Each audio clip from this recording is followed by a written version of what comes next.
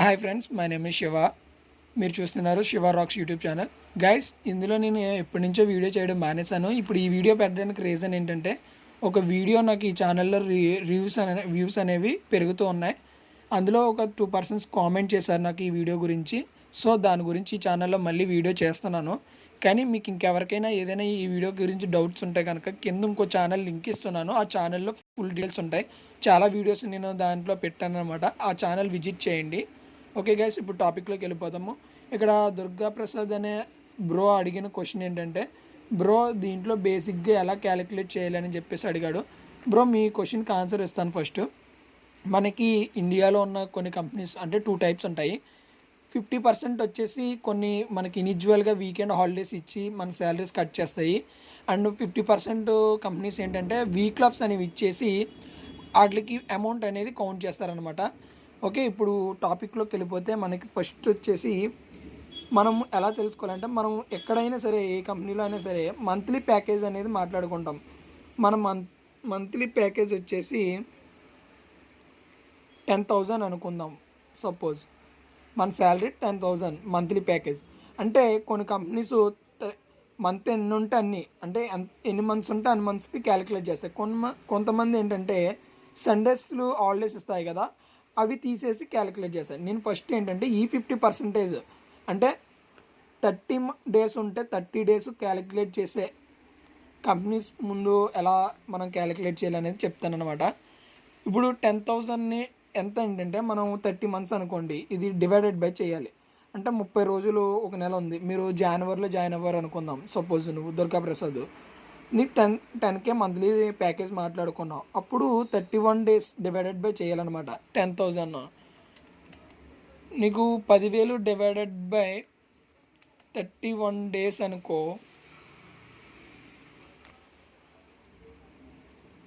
322 rupees 5 పైసా పడుతుంది.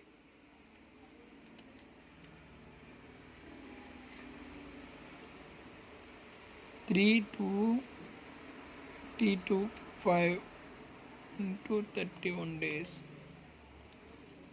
Okay, next ఇప్పుడు నీకు డేస్ అనమాట, అంటే ప్రజెంటెడ్ వర్కింగ్ డేస్. ఇప్పుడు నీ శాలరీ క్యాలిక్యులేట్ చేసే విధానం అనమాట. ఇది స్టెప్ 2. మనం ఫస్ట్ ఇది స్టెప్ 2 అనమాట. ఇక్కడ ఏంటంటే మనకి వచ్చేసేటప్పటికి working day into days into per day salary.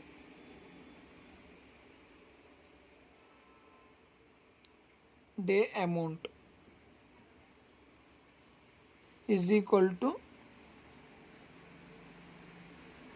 Monthly salary లాస్ట్లో. ఓకేనా గైస్? ఇక్కడ ఏంటంటే వర్కింగ్ డేస్, నువ్వు ఆ మంత్లో 31 డేస్కి 20 డేస్ వచ్చావు అనుకుందాం.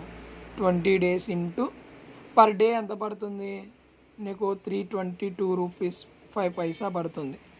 అంటే 325.5 ఇంటూ 20 డేస్ చూసుకో, ఎంత పడుతుంది? 6,450 రూపీస్ పడుతుంది. అలాగే నువ్వు ఒకవేళ నువ్వు జాయిన్ ఇక్కడ నీకు 31 డేస్ వర్కింగ్ అన్నాం కదా, ఇక్కడ ఏంటంటే వీక్ ఆఫ్స్ ఇస్తారనమాట. అంటే వీక్లీ హాలిడే ఇస్తారు నీకు. మంత్లీ ఒకవేళ నీకు సపోజ్ ఒక కంపెనీ నీకు మంత్లీ వీక్ ఆఫ్స్ ఇచ్చింది అనుకో, ఎట్లా ఇస్తుంది అంటే వారానికి నీకు 4 కానీ, అంటే మంత్లో 4 కానీ, లేదంటే మంత్కి 2 కానీ వస్తాయి ఒక్కొక్కసారి. ఎట్లా అంటే ఇప్పుడు వీక్ ఉందనుకో, ఒక 7 డేస్ ఉంది నీకు, 7 డేస్ ఉంది. 7 డేస్లో వచ్చేసేటప్పటికి నీకు 1 వీక్ ఆఫ్ వస్తుంది అనమాట. వీక్ ఆఫ్ అంటే నీకు కంపెనీ ఇండివిజువల్గా హాలిడే ఇచ్చి, ఆ హాలిడే కూడా పేమెంట్, అంటే నీకు పేమెంట్ పర్పస్లో కలుపుతారు. నువ్వు అదే డే నాడు వర్క్ చేస్తే కనుక నీకు అమౌంట్ అనేది డబుల్ అవుతుంది అనమాట. అంటే ఆ రోజు ఇచ్చే పేమెంట్తో పాటు ఎక్స్ట్రా పేమెంట్ అనేది నీకు ఇంక్లూడ్ అవుతుంది. ఇలా ఉంటుంది అనమాట. సో క్యాలిక్యులేట్ విషయానికి వచ్చాడు, ఫస్ట్ నువ్వు మంత్లీ శాలరీ ప్యాకేజ్ మాట్లాడుకుంటావు కదా, దాన్ని divided by 31 days.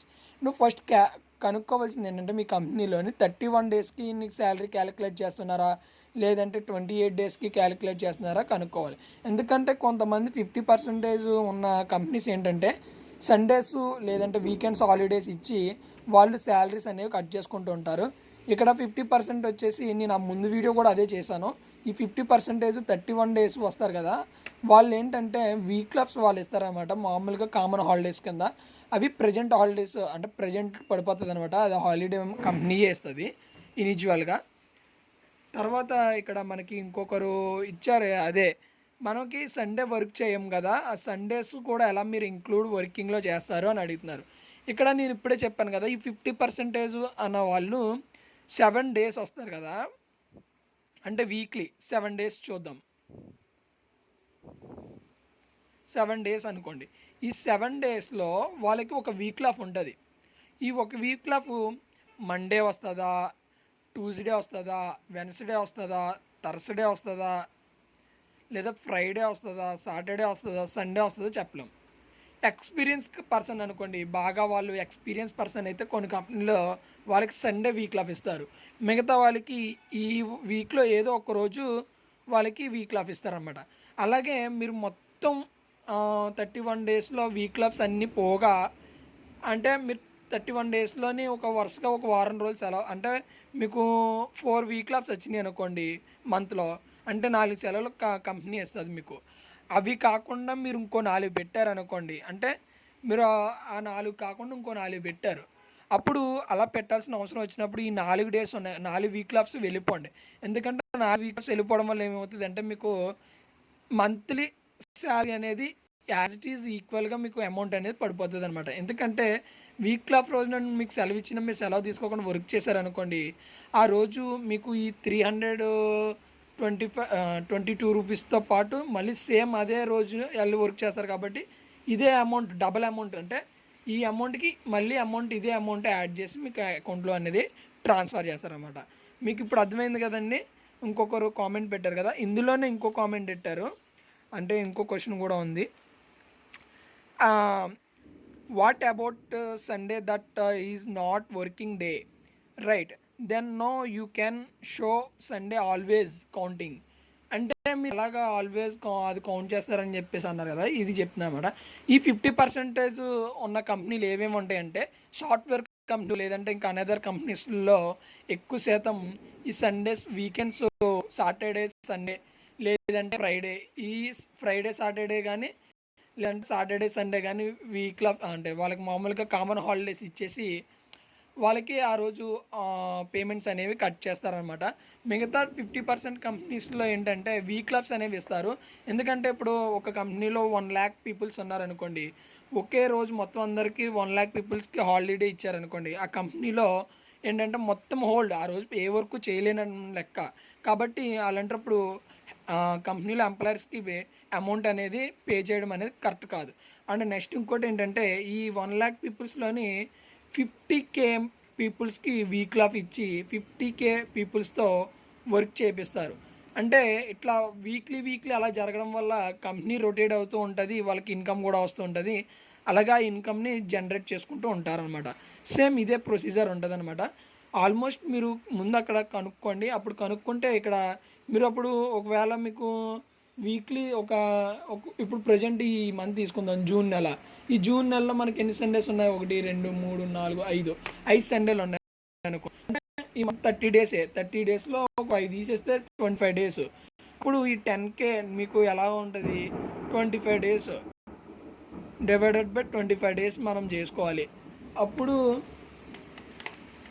10K divided by 25 days is equal to per day వచ్చేసి 400 రూపీస్ అనేది పడుతూ ఉంటుంది.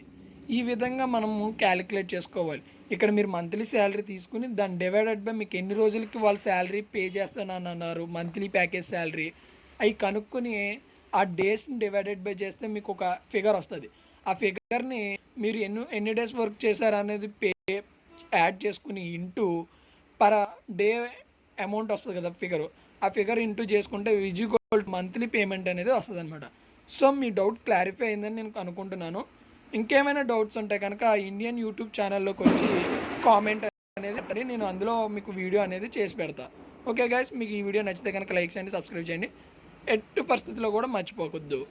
అలాగే మన ఇండియన్ యూట్యూబ్ ఛానల్కి సపోర్ట్ చేయండి. చాలా వీడియోస్ ఉన్నాయి, ఒకసారి అందులో విజిట్ చేసి చూడండి.